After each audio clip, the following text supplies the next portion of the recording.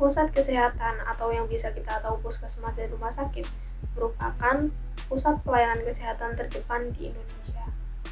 Institusi ini bertanggung jawab penuh atas penyelenggaraan pelayanan kesehatan bagi masyarakat dan pelayanan kedokteran.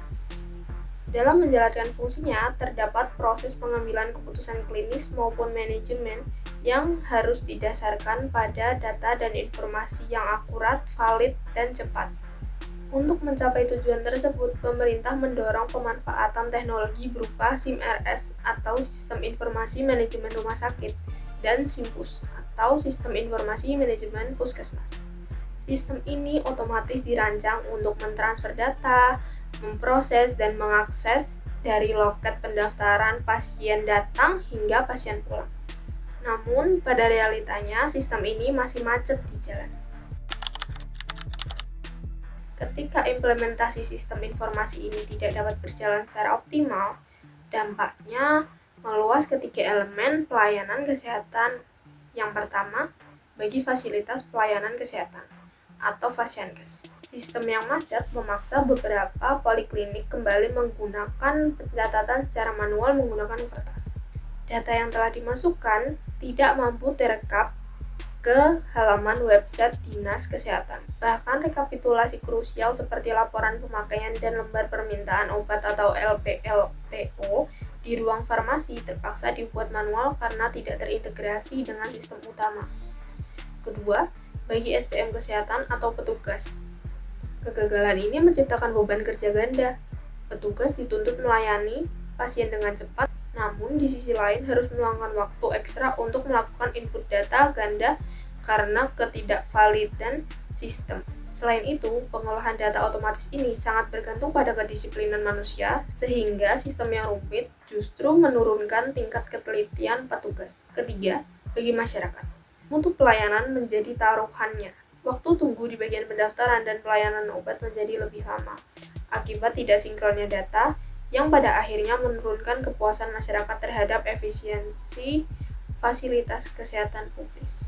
Berdasarkan kajian teoritis dan penelitian kuantitatif menggunakan analisis struktural equation modeling, partial least squares atau SEM-PLS, ditemukan fakta ilmiah yang menarik. Kegagalan atau keberhasilan implementasi sistem informasi ini bukan disebabkan oleh faktor tunggal, melainkan dipengaruhi secara signifikan oleh 4 faktor kunci atau critical success. Top Management Support, dukungan manajemen puncak. Keberhasilan sistem ini sangat ditentukan oleh keterlibatan aktif kepala puskesmas atau direktur rumah sakit. Dukungan ini berupa penyediaan anggaran yang memadai, penetapan kebijakan atau pedoman tertulis, serta pelaksanaan evaluasi manfaat sistem secara berkala bersama tenaga medis profesional. IT infrastruktur, ketersediaan perangkat keras, perangkat lunak, database yang memadai, serta jaringan internet yang dapat diakses kapan saja oleh tenaga medis dan paramedis adalah fondasi mutlak. Sistem harus dirancang kompatibel dan dapat diintegrasikan dengan aplikasi kesehatan lainnya. Vendor support atau dukungan vendor. Pengembangan aplikasi atau vendor memegang peran besar. Mereka harus memiliki pengalaman yang cukup, memberikan pelatihan yang tuntas, memberikan dukungan teknis selama implementasi, serta merespon dengan cepat apabila terjadi komplain atau kebutuhan pengembangan menu aplikasi baru. Government Regulation and Support, regulasi dan dukungan pemerintah. Kebijakan dari pemerintah daerah dan dinas kesehatan selaku pembina sangat menentukan. Bentuk dukungannya meliputi monitoring berkala, anjuran kewajiban, pelaporan berbasis sistem, hingga dukungan finansial berupa mengadopsi teknologi tersebut. Menariknya, hasil riset menunjukkan bahwa faktor seperti change management, project management, tingkat pendidikan atau pelatihan staf, serta kemampuan dasar komputer staf, IT capabilities of staff, secara statistik tidak berpengaruh signifikan jika tidak ditopang oleh 4 faktor utama tadi. Jika kita kaitkan dengan standar hukum yang berlaku di Indonesia, penyelenggaraan sistem informasi kesehatan ini bukanlah pilihan opsional, melainkan sebuah kewajiban regulasi. Sistem informasi kesehatan di tingkat dasar atau puskesmas secara yuridis merupakan bagian integral dari sistem informasi kesehatan daerah atau SIKDA. Lebih lanjut, Sikda tersebut wajib terhubung dan menjadi bagian dari Sistem Informasi Kesehatan Nasional atau Signas. Oleh karena itu, format pelaporan rutin yang dihasilkan oleh Sistem Informasi Pasienkes harus sesuai dengan standar nasional, seperti Sistem Pencatatan dan Pelaporan Terpadu Puskesmas atau SP2TP. Ketidaksesuaian sistem dengan standar hukum ini dapat mengakibatkan cacatnya data pelaporan kesehatan nasional.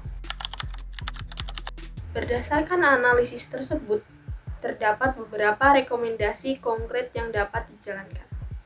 Yang pertama, bagi manajemen Pasienkes, kepala instalasi harus memperkuat komitmen mengeluarkan kebijakan operasional yang jelas dan melakukan monitoring penggunaan sistem secara ketat dan terjadwal. Bagi sektor teknis, lakukan audit infrastruktur TI secara berkala.